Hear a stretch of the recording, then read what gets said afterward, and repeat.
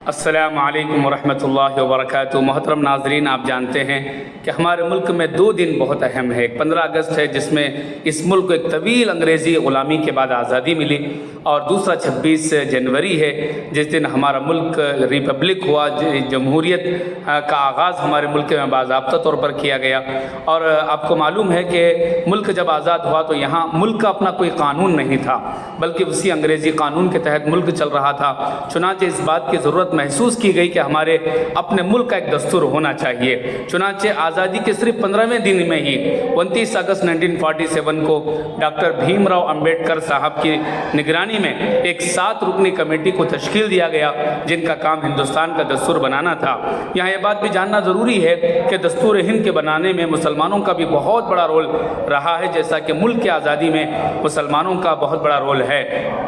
تقریباً 35 مسلمانوں نے دستور ہند کے بنانے میں اپنے طرف سے تعاون پیش فرمایا ہے، جس میں مولانا حفظ الرحمان سہواروی، مولانا ابوالکلام آزاد اور مولانا حسرت موہانی، خان عبدالغفار خان جیسی عظیم ترین شخصیات شامل ہیں۔ ہر ہندوستانی کو یہ جاننا ضروری ہے کہ ہمارے ملک کا دستور کیا ہے اور اس دستور کی طرف سے ہمیں کیا آزادی ملتی ہے۔ آپ کو حیرت ہوگی کہ ہمارے ملک کا دستور اتنا مضبوط ہے کہ اگر صحیح معنوں میں اس پر عمل کر لیا جائے تو ہمارا ملک پوری دنیا کے تمام ممالک میں سب سے ترقی یافتہ ملک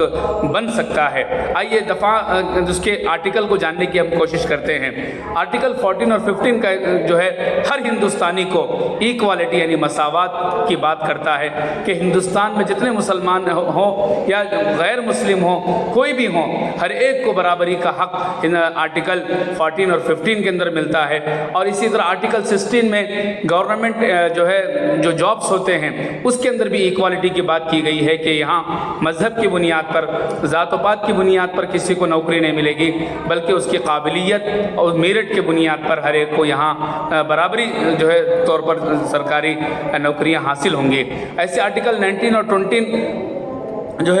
آزادی کی بات کرتا ہے کہ ہر ہندوستانی کو اظہار رائے کی آزادی یعنی بولنے کی یہاں پر آزادی ہے، تقریر کی آزادی، اور کہیں بھی بغیر ہتھیار کے ایک جگہ جمع ہو کر کسی بھی طرح کی میٹنگ کرنے یا اجتماع کرنے کی آزادی، اور ایک جگہ سے دوسری جگہ جا کر رہنے کی آزادی، اور دوسرے مقام پر رہ کر تجارت کرنے، وہاں پراپرٹی خریدنے کی آزادی ہمیں آرٹیکل 19 سے 20 تک کے آرٹیکلز میں ہمیں یہ آزادی ملتی ہے۔ ایسے ہی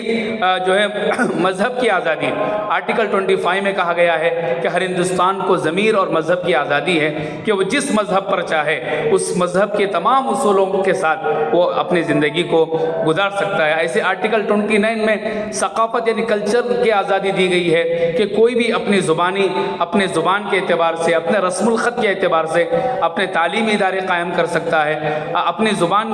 کی ترقی کے لیے کام کر سکتا ہے۔ ایسے ہی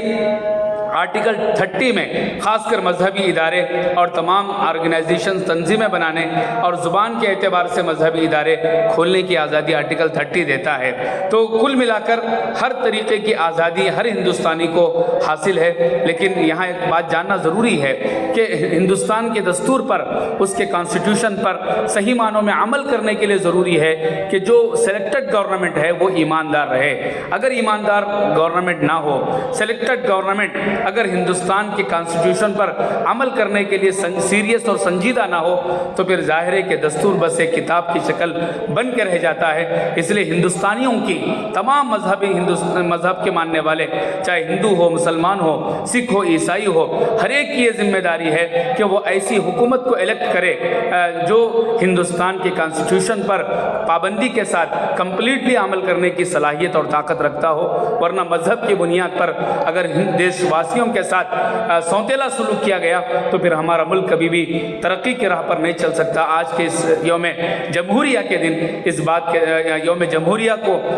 خاص طور پر اس بات پر غور کرنے کی ضرورت ہے کہ ہم جو حکومتیں منتخب کر رہے ہیں وہ حکومت کتنا ہندوستان کے دستور پر چلنے کے لیے سنجیدہ ہے، اور ہر ہندوستانی کی ذمہ داری ہے کہ وہ مکمل آزادی کے ساتھ ایک دوسرے کا احترام کرتے ہوئے ہندوستان کی خوبصورتی یہی ہے کہ یہاں پر ہر مذہب کے ماننے والے ایک دوسرے کا احترام کرتے ہیں، اور یہی ہمارے ملک کی خوبصورتی ہے۔ اور اس پر جب تک ہم چلتے رہیں گے پوری دنیا ہمارے سامنے غلام رہے گی، اور جب ہم آپسی مذہب کے بنیاد پر، ذات پات کی بنیاد پر لڑتے رہیں گے تو پھر ہم دوسروں کے غلام بن کے رہ جائیں گے۔ اس کی طرف خاص توجہ دینے کی ضرورت ہے۔ شکریہ، جزاکم اللہ خیرا۔